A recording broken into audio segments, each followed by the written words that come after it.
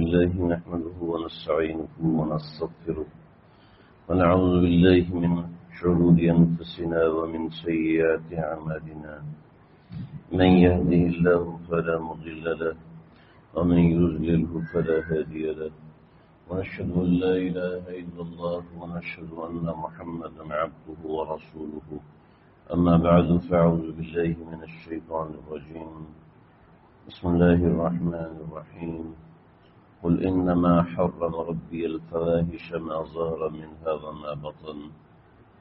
وما بطن والإثم والبغي بغير الحق وأن تشركوا بالله ما لم ينزل به سلطانا وأن تقولوا على الله ما لا تعلمون صدق الله العظيم.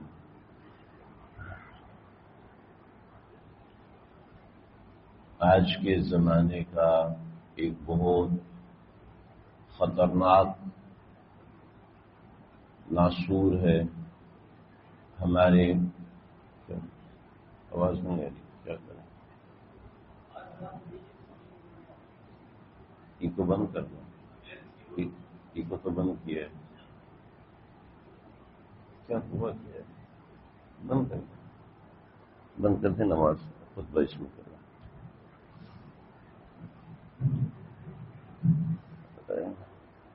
آج کے زمانے کا بہت بڑا ناسور اور انسانی معاشرے کو، فیملی سسٹم کو تباہ کرنے والی چیز بے حیائی، فحاشی اور عریانی. قرآن مجید نے اس کا سدباب کیا ہے اور بہت خطرناک طریقے سے سدباب کیا ہے. مسلم معاشرے کے اندر یہ زہر ڈالا جا رہا ہے، ڈالا جا رہا تھا اور آہستہ آہستہ یہ زہر آگے بڑھ رہا ہے. اللہ تعالی ہماری بچیوں کی حفاظت فرمائے، ہمارے بچوں کی حفاظت فرمائے. ہمارے معاشرے کو تباہ کرنے والی چیز، ہماری سوچوں کو بدل دینے والی چیز یہ فحاشی اور عریانی آج اتنی بڑھ چکی ہے، اتنی زیادہ بڑھ چکی ہے کہ جو ہمارے نظریات کو تبدیل کر رہی ہے، ہمارے مزاجوں میں بغاوت پیدا کر رہی ہے، ہمارے معاشرے میں ہمارے بچوں کو اسلام سے متنفر کر رہی ہے، ہمارے جوانوں کو اسلام سے متنفر کر رہی ہے، ہماری لڑکیوں کو اسلام سے متنفر کر رہی ہے. کہ جب کسی چیز، کسی برائی کو آپ کی خواہش بنا دیا جائے،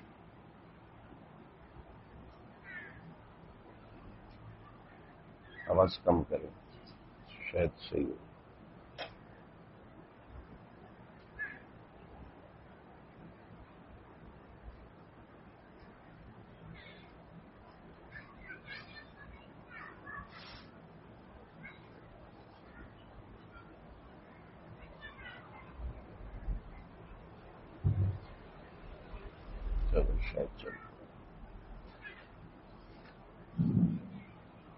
ابھی سمجھ میں آ رہا ہے؟ جب کوئی گناہ، انسان کسی گناہ پہ عاشق ہو جاتا ہے تو پھر اس گناہ کو چھوڑنا تقریباً ناممکن سا ہو جاتا ہے. پہلے یہ ہوتا تھا کہ کسی سے کوئی گناہ ہوتا تھا وہ شرمندہ ہوتا تھا، پریشان ہوتا تھا، مگر آہستہ آہستہ اس بے حیائی نے ایسا معاملہ کیا کہ انسان گناہ پر عاشق ہونا شروع ہو گئے، اور کیسی کثرت سے عاشق ہونا شروع ہو گئے کہ گناہ کرتے وقت حیا نہیں آتی، گناہ کرتے وقت پریشانی نہیں ہوتی، گناہ کرتے وقت ماتھے پہ پسینہ نہیں آتا، اور گناہ کرتے وقت اللہ سے حیا نہیں آتی. اس لیے کہ نبی علیہ الصلوۃ والسلام نے فرمایا اذا فاتک الحیا فافعل ما شئت، کہ جب تیری حیا چلی جائے تو پھر جو مرضی کرو. تمہیں تمہاری اس بے حیائی سے کوئی روک نہیں سکتا، تمہیں تمہارے اس عمل سے کوئی روک نہیں سکتا. جب تمہاری نظر کی حیا ختم ہو جائے تو انسان کے نظریات فاسد ہونے لگتے ہیں. سورہ اعراف آیت نمبر 33 میں اللہ رب العزت نے ارشاد فرمایا انما حرم ربی الفواحش ما ظہر منها وما بطن، اللہ نے فحشکاری کو جو کہ ظاہری فحشکاری ہے اس کو منع کیا ہے۔ فحشکاری کیا ہوتا ہے؟ بے لباس ہو جانا، لباس کا مختصر ہو جانا، بدن کا ننگا ہو جانا، یہ فحشکاری ہے۔ محض زنا کرنا فحشکاری نہیں، وہ تو ایک خفیہ چیز ہے۔ ما ظہر منها وما بطن، کہ جو ظاہری گناہ ہے، ہماری بچیوں کے ذہن میں یہ بات ڈالی جاتی ہے، ان کو مرد کا کمپیٹیٹر بنایا جاتا ہے، مرد کے کمپیریزن میں لایا جاتا ہے۔ جب وہ 40 سے پلس ہو جاتی ہیں پھر ان کو سمجھ میں آتا ہے کہ ہمارے ساتھ دھوکہ ہوا۔ جب وہ 50 سے پلس ہونے لگتی ہیں پھر پتہ چلتا ہے ہمارے ساتھ تو دھوکہ ہو گیا، ہمارے ساتھ تو 2 ہاتھ ہو گئے ہیں، بڑا مسئلہ ہو گیا ہمارے ساتھ کہ یہ ہمارے ساتھ ہوا کیا ہے۔ کہ ان کا پرسپشن ایسا بنا دیا جاتا ہے کہ تمہیں خود کمانا ہے، تمہیں خود اپنا فائنانس کور کرنا ہے، اور تمہیں خود اپنا گھر چلانا ہے، تمہیں مرد کا محتاج نہیں ہونا، مرد کا محتاج نہیں ہونا۔ بھئی جب مرد کا محتاج نہیں تو پیدا ہوتے ہی کمانا شروع کر دو نا۔ ایج لمیٹیشن کائے کی؟ ایج لمیٹیشن 18 سال کے بعد مرد کا محتاج نہیں ہونا، 20 سال کے بعد مرد کا محتاج نہیں ہونا، 25 سال کے بعد مرد کا محتاج نہیں ہونا۔ ہمارے پرسپشن خراب کیے گئے، ہمارے نظریات خراب کیے گئے کہ جو عورت مرد کی بیوی بنتی ہے تو وہ اس کی محتاج ہو جاتی۔ الرجال قوامون علی النساء، اللہ نے کہا کہ مرد اوپر ہے، عورتیں نیچے ہیں۔ عورتیں نیچے کیوں؟ چلیں عورتیں اوپر کیوں؟ اس کا جواب دے دیں۔ پھر عورتیں اوپر کیوں؟ کوئی ایک آفس نہیں ہے جس میں 2 باس ہوتے ہوں، ایک آفس میں ایک باس ہوتا ہے، کسی ایک کو بڑا ماننا پڑتا ہے، کسی ایک کو بڑا جاننا پڑتا ہے۔ ایک فیملی کے اندر ایک کو بڑا ماننا پڑے گا، جب ہی فیملی سسٹم چلے گا، ادروائز فیملی سسٹم نہیں چل سکتا۔ لیکن ہمارے نظریے میں یہ بات ڈال دی کہ مرد عورت کا مد مقابل ہے، عورت مرد کی مد مقابل ہے۔ جب عورت مرد کو مد مقابل لا کے کھڑا کر دیا تو پھر ظاہری بات معاشرہ تباہ ہوگا۔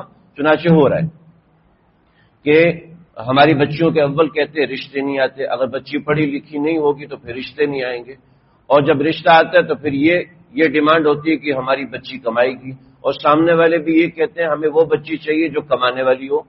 اب جب بچی بھی کمائے گی اور بچہ بھی کمائے گا تو بچے کون پالے گا؟ ان بچوں نے کون سا ظلم کیا جو گھر میں آ رہے ہیں، جو اس گھر میں آ رہے ہیں؟ ان کو آیا اور میڈ پالے گی، جو تربیت ماں کر سکتی ہے، جو احساس ماں کر سکتی ہے، وہ میڈ کیسے کر سکتی ہے؟ 1-2 میڈ جو ڈرامے میں آتی ہیں وہ تو کر دیں گی، لیکن حقیقت میں وہ میڈ آپ کے بچے کا کیسا خیال رکھے گی آپ بھی سمجھ سکتے ہیں، ہم بھی سمجھ سکتے ہیں۔ مگر مسئلہ یہ ہے کہ اس بے حیائی نے آنکھیں اتنی بند کی ہیں کہ ہماری بچی وہاں جائے گی۔ میرے ایک استاد ہمارے اور MBA کے اندر ہمیں انہوں نے 2-3 سبجیکٹس پڑھائے تھے، وہ ایک کالج کے پرنسپل تھے، تو کہنے لگے کہ ایک ماں میرے پاس آئی اور کہنے لگی کہ میری بچی 3rd ایئر میں چلی گئی ہے، اتنی بھولی ہے، آپ اس کو سمجھائیں، ابھی تک اس نے کسی لڑکے سے فرینڈ شپ نہیں کی۔ یہ ماؤں کا حال ہو گیا۔ کیا ہے کہ جب بے حیائی آتی ہے تو وہ آپ کو اندھا کر دیتی ہے، آپ کو نابینا کر دیتی ہے، آپ کے مزاج میں دین سے بغاوت پیدا کر دیتی ہے۔ اللہ نے قرآن میں یہی کہا انما حرم ربی الفواحش ما ظہر منها وما بطن، جو ظاہری گناہ بھی ہے فحشکاری، اور باطنی طور پر یعنی دل کے اندر فحشکاری انسان لے کر آئے، یعنی تنہائی کے اندر فحشکاری کرے۔ ما ظہر منها ایک ظاہری فحشکاری ہے کہ لباس نیم اور عیاں ہونا شروع ہو گئے، ہن عاصیات کاریات، آپ نے فرمایا قرب قیامت میں ایسی خواتین ہوں گی جنہوں نے کپڑے تو پہنے ہوں گے مگر وہ مثل ننگی عورتوں کی اٹھائی جائیں گی کہ ان کے کپڑے نہ ہونے کے برابر ہوں۔ یہ جو ٹائٹس چلے ہوئے ہیں یہ کپڑا لگتا ہے؟ کبھی بھی نہیں لگتا۔ لیکن کیا ہے، یہ مرد تمہاری سوچ چھوٹی ہے، ورنہ میرے کپڑے تو چھوٹے نہیں ہیں، چھوٹے ہیں تو چھوٹے نظر آ رہے ہیں نا، بڑے ہوتے تو بڑے نظر آتے ہیں۔ مسئلہ یہ ہے کہ ہمیں وہ چیز دکھائی جا رہی ہے جو مغرب دیکھتا ہے، وہ چیز دکھائی جا رہی ہے جو شیطان دیکھتا ہے۔ آگے اللہ نے فرمایا والإثم والبغي بغیر الحق، کہ انسان کو گناہ پر آمادہ کرتا ہے ڈھیٹ ہو کر، اور بغاوت پر آمادہ کرتا ہے۔ چنانچہ ہمارے یہ بچے بچیاں دین سے باغی، ایک بچہ ایسا کہ نشہ کرتا تھا اور نشے میں گاڑی چلائی اور گاڑی چلا کے ایکسیڈنٹ کیا، پولیس اٹھا کے لے گئی، ماں نے دھکے کھائے پولیس کے پیچھے. یہ پچھلے 2 ہفتوں کا کیس سنا رہا ہوں، NED کا، کسی باہر ملک کے بچے کی بات نہیں کر رہا. اور کیا ہے، ماں نے دھکے کھائے، گاڑی ابھی تک ریلیز نہیں ہے اور گھر میں طوفان مچا ہوا ہے. پولیس کا آنا جانا، انتہائی شریف لوگ ہیں جناب. پولیس نے جب ریمانڈ لیا، درگت لگائی، 2-4 دن سیٹ ہوئے. اس کے بعد ماں نے کہا بیٹا تیری کسی لڑکی سے دوستی نہیں ہوگی.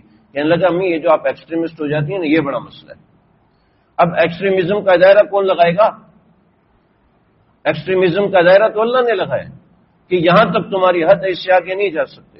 ہم اس ایکسٹریمزم کی حد کو کب سے پار کر چکے، ہمارا معاشرہ کب سے تباہ کر چکا کہ انسان گناہ میں لگ کے بغاوت میں مبتلا ہو جاتے ہیں. بچے باپ کے نہیں ہیں، بچے باپ کی نہیں سنتے، کہتے باپ تو ہمارا بے وقوف ہے، باپ تو ہمارا ایسا ہے. بچے ماں کی نہیں سنتے، شوہر بیوی کی نہیں سنتا.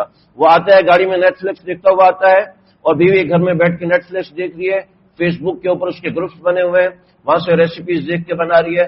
ہر گھر 5 لوگ ہیں، ہر بندہ الگ موبائل پہ لگا ہوا ہے. کیا ہے؟ الاسم والبغی، تباہی مچی ہوئی ہے.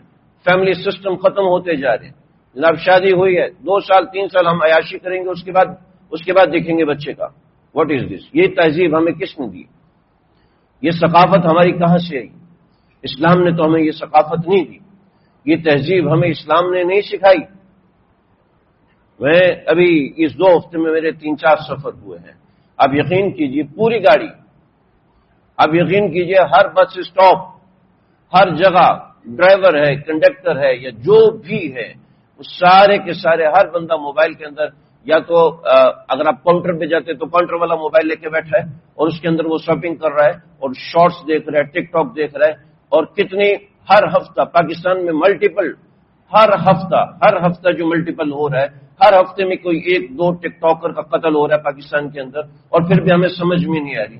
ہم کہتے ہیں جی ہماری تہذیب، ہمارے یہ لڑکوں کی نظریں خراب ہیں. ارے وہ جو لاکھوں کے ہدیے لے رہی ہے لڑکوں سے، آئی فونز لے رہی ہے، 2-2 کروڑ کی ٹرانزیکشنز ہو رہی ہیں، وہ نظر نہیں آ رہی. لیکن مرد کی سوچ چھوٹی ہے. معاشرہ گندا ہو رہا ہے. معاشرہ گندا تو آپ کر رہے ہیں جب آدھے کپڑے پہن کر اور راتیں دوسرے مردوں کے ساتھ گزاریں گے تو یہی سسٹم ہوگا. ہمارے معاشرے کو ان چیزوں نے تباہ کیا ہے. ہمارے معاشرے کے اندر نظر کی حیا ختم ہوتی جا رہی ہے. جب نظر کی حیا ختم ہو رہی ہے، دل کی حیا ختم ہو رہی ہے، گھر سے عورت بے پردہ نکلتی ہے، باپ کو کوئی پرواہ نہیں. بہن گھر سے بے پردہ نکل رہی ہے، بھائی کو کوئی پرواہ نہیں ہے. جی کیا بھائی کی نظر چھوٹی ہے؟ ایک انڈین دستور ہمارے اوپر مسلط ہو رہا ہے، ایک انگلش دستور ہمارے اوپر مسلط ہو رہا ہے. اسلامی دستور تو ہمیں حیا سکھاتا ہے، اسلامی دستور ہمیں بے حیائی نہیں سکھاتا. وہ مائیں کہاں چلے گی؟ بیڈمنٹن لڑکیاں کھیل رہی ہیں، کرکٹ لڑکیاں کھیل رہی ہیں، فٹ بال لڑکیاں کھیل رہی ہیں. میں ان موضوعات پہ نہیں جاتا، نہ میں اس پہ بات کرنا چاہتا ہوں. لیکن یہ دیکھیں کہ ہمارا معاشرہ کس رخ پہ جا رہا ہے. ہمارا معاشرہ کس رخ پہ جا رہا ہے کہ کئی راتیں گھر سے باہر لڑکیاں گزار رہی ہیں. جی میری بچی بڑی ایماندار ہے، آپ کی بچی ایماندار ہے، مگر اس بچی کا کیا ہوگا جس کو ماں کا سایہ نہیں مل رہا؟ اس بچی کا، اس مرد کی بیٹی کا کیا ہوگا جس کو باپ کا سایہ نہیں مل رہا؟ اس کو غیر مرد پال رہا ہے. کیا ہمارے دارالفتہ میں آئے روز کیسز آتے ہیں کہ باپ اور بیٹی کے مسئلے، چچا اور بھانجی کے مسئلے، ماموں اور بھانجی کے مسئلے، چچا اور بھتیجی کے مسئلے، آئے روز مسئلے آتے ہیں. جو دارالعلوم کراچی جا کے دیکھ لو، ڈیلی بیسس پہ اتنے مسئلے آ رہے ہیں کہ بے حیائی نے ایسا کام کر دیا، ایسی چیز کہ ہمارے معاشرے کی نظر سے حیا ختم ہوگی، نوجوانوں کی نظر سے حیا ختم ہوگی، بچیوں کی، ہماری لڑکیوں کی نظر سے حیا ختم ہوگی کہ کیسے معاملات ہیں. برسر ممبر وہ باتیں کہہ بھی نہیں سکتا. ابھی بھی میں شاید کچھ زیادہ لفظ بول گیا، لیکن برسر ممبر وہ باتیں کہی نہیں جا سکتی. کہنے کا مقصد یہ ہے کہ دوستو ہم اپنے گھروں پہ دھیان دیں، اپنی بچیوں کی تعلیم پہ دھیان دیں، اپنی نظر میں غیرت پیدا کریں، اپنے دل و دماغ میں غیرت پیدا کریں. قرآن حکیم میں ایک واقعہ لکھا ہے.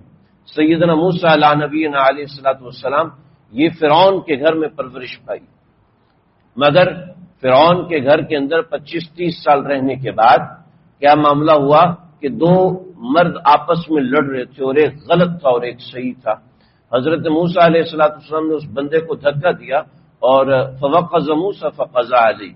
بعض حضرات نے اس کا معنی کیا کہ اس کو دھکا دیا. بعضوں نے کہا فوقظ موسیٰ کا لفظی ترجمہ ہے کہ اس کو مکہ مارا اور وہ قبطی وہیں ڈھیر ہو گیا۔ حضرت موسیٰ کو بڑا ڈر لگا کہ اب تو بڑا مسئلہ ہو جائے گا، چنانچہ حضرت موسیٰ وہیں سے بھاگے اور مدین پہنچے۔ راستے میں سفر تھا، سفر میں راستہ بھولے تو 2 مہینے کی بجائے 4 مہینے کا سفر ہوا۔ حضرت موسیٰ مدین پہنچے تو مدین پہنچ کے دیکھا کہ کنواں ہے، اس کنویں کے اندر مسئلہ یہ تھا کہ کنویں سے پانی نکالتے تھے اور کنویں کے ساتھ ایک تالاب بنا ہوا تھا۔ آپ پرانے زمانے کے کنویں ایسے ہوتے تھے، آج آپ بیر عثمان جائیں تو بیر عثمان میں بھی ایسے ہی ہے کہ حضرت عثمان کا جو کنواں ہے اس کنویں کے ساتھ ایک تالاب بنا ہوا ہے، پھر اس تالاب سے آگے کھیت میں پانی سپلائی ہوتا ہے۔ تو کنواں بنا ہوا تھا اور کنویں کے ساتھ وہ تالاب بنا ہوا تھا۔ میرے تقریباً 12-13 گھنٹے کے لیکچر ہے اس کے اوپر۔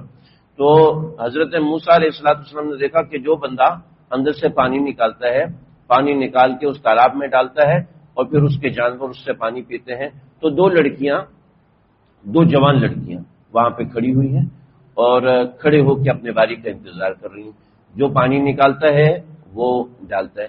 اب پانی کیسے نکالا جاتا تھا؟ جانوروں کے لیے جو پانی نکالا جاتا تھا وہ آج کے زمانے آپ سمجھ لیں کہ 40 یا 50 لیٹر کی ٹینکی سمجھ لیں، جو ڈرم جسے کہتے ہیں، ایک چھوٹا اتنا بڑا ڈرم ہوتا ہے، تو اتنا بڑا ڈرم تھا، وہ کنویں میں جاتا اور جانور کے ذریعے سے بیل کے ذریعے اونٹ کے ذریعے سے وہ رسی پیچھے کھینچتے، وہ ڈرم اوپر آتا تو اس کا پانی جو ہے وہ اس تالاب میں ڈالتے، ان کے جانور پیتے اور پھر یوں سسٹم چل رہا تھا۔ تو حضرت موسیٰ علیہ السلام ہے کہ اتنے سارے لوگ بیٹھے ہو، 2 لڑکیاں کھڑی ہیں، ان کو پانی پلانے تو چند ایک بکریاں، کہنے لگے کہ بھئی اپنا پانی نکالیں اور خود پلائیں۔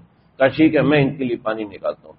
حضرت موسیٰ علیہ السلام نبی تھے، ڈرم کو تو ویسے ہی ہلانا مشکل ہوتا ہے، پھر اس کو کھینچنا کتنا مشکل ہوگا، مگر اللہ رب العزت نے پیغمبر کو جو طاقت دی ہے وہ الگ طاقت ہے۔ چنانچہ حضرت موسیٰ نے ڈرم کو کھینچا اور اکیلے نے ڈرم کو باہر نکالا، تالاب میں ڈالا، ان لڑکیوں نے اپنی بکریوں کو پانی پلایا اور پانی پلانے کے بعد گھر چلی گئی۔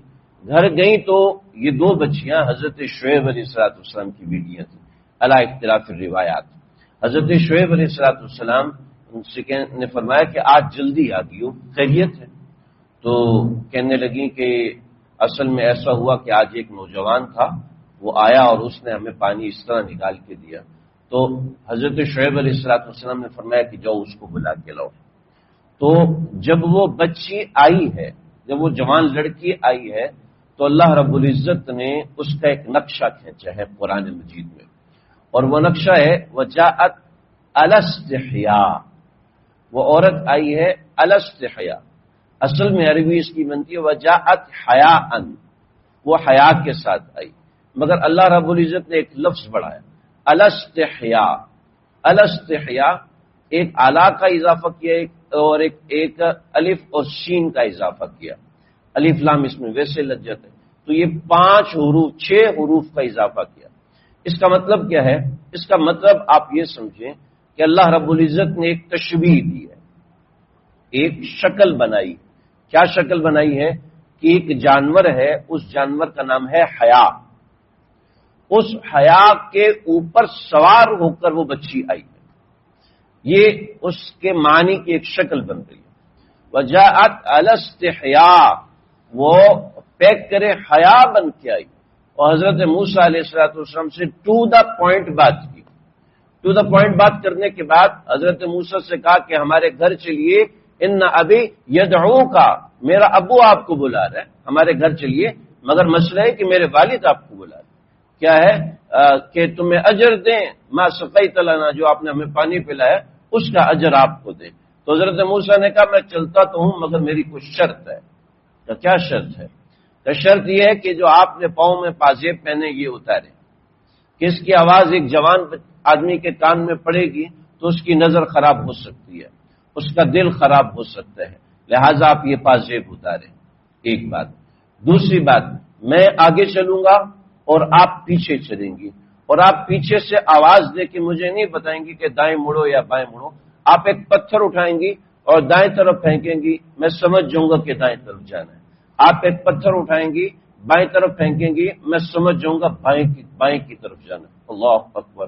اللہ نے تو عورت کو یہ احترام دیا کہ عورت اس قدر احترام کے قابل ہے، اس قدر درجے کے قابل ہے، اس کو اتنا اونچا درجہ دیا جائے کہ مرد اس کی طرف کسی نظر سے بھی مت دیکھے، کوئی ایک نظر اس کی نہ پڑے، کہ ایسا نہ ہو کہ بعد میں کہیں بے حیائی پیدا ہو جائے۔ یہاں کہتے اسلام کہتے کہ اور مرد کی نظر خراب ہے، اسلام تو موقع نہیں دیتا کہ عورت کی طرف نظر اٹھائے۔ قل للمؤمنین یغضوا من ابصارہم ویحفظوا فروجہم، مومنین سے کہیے نظریں بچائیں، وقل للمؤمنات یغضضن من ابصارہن، مومنات سے کہیے کہ نظریں بچائیں۔ آج یہ اتنا عام ہو گیا کہ یوٹیوب دیکھنا، فلمیں دیکھنا، شارٹس دیکھنا، عورتوں کو دیکھنا ننگی ٹانگیں اور ننگے کندھے، یہ دیکھنا کوئی بے حیائی کی علامت ہی نہیں سمجھا جاتا، بلکہ سمجھا جاتا ہے کہ بڑی ماڈرن ہے، بڑی زبردست لگ رہی ہے، بہت اچھی لگ رہی ہے، اور ایسا ہے ویسا ہے۔ عورت کے کپڑے کا رنگ بھی جس کسی دوسرے کو نظر نہ آئے، شریعت تو یہ پسند کرتی ہے۔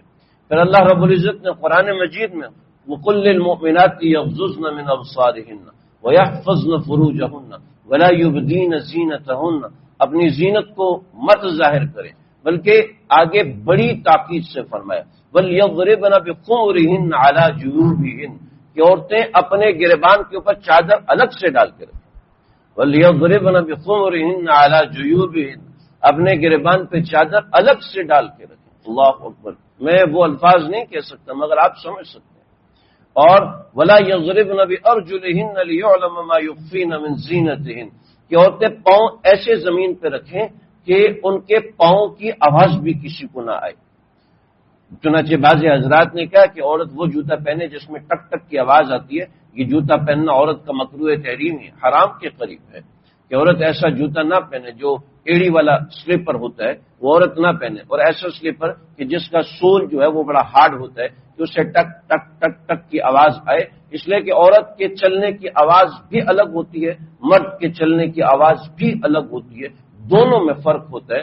اللہ نے تو مردوں کے ذہنوں کو اتنا پاک رکھنے کا حکم دیا ہے کہ عورتوں کو گھر کی ملکہ بنا کے رکھو، عورت کو گھر کی رانی بنا کے رکھو، کہ یہ عورت 50% پاکستان گھر میں بیٹھ کے کھا رہا ہے، جناب 50% پاکستان گھر بیٹھ کے نہیں کھا رہا، وہ بچوں کی تربیت کر رہا ہے، وہ بچوں کو آگے مستقبل کے لیے تیار کر رہا ہے، وہ مستقبل کے ڈاکٹر بنا رہا ہے، وہ مستقبل کے انجینئر بنا رہا ہے، ایماندار ڈاکٹر بنا۔ ایمانداری کہیں نہیں پڑھائی جاتی، ایمانداری ماں پڑھاتی ہے، دیانتداری کہیں نہیں پڑھائی جاتی، دیانتداری ماں پڑھاتی ہے، حیا کہیں نہیں پڑھائی جاتی، حیا ماں پڑھاتی ہے۔ سکھائے کس نے اسماعیل کو آداب فرزندی؟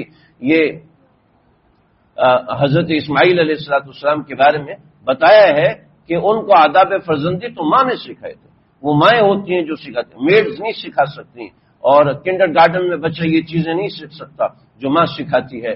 اللہ ہماری بچیوں کی نظروں میں حیا پیدا کرے، ہمارے جوانوں کی نظروں میں حیا پیدا کرے۔ یہ موضوع بہت بڑا ہے، اپنی نظروں کی حفاظت کریں گے تو دل کی حفاظت ہوگی، اپنے نظروں کی حفاظت ہوگی تو ایمان کی حفاظت ہوگی، ورنہ ایمان میں بھی بغاوت پیدا ہونا شروع ہو جائے گی اور اس نوعیت کی چیزیں ہوگی۔ اللہ تعالیٰ مجھے آپ کو ہم سب کو سمجھنے کی توفیق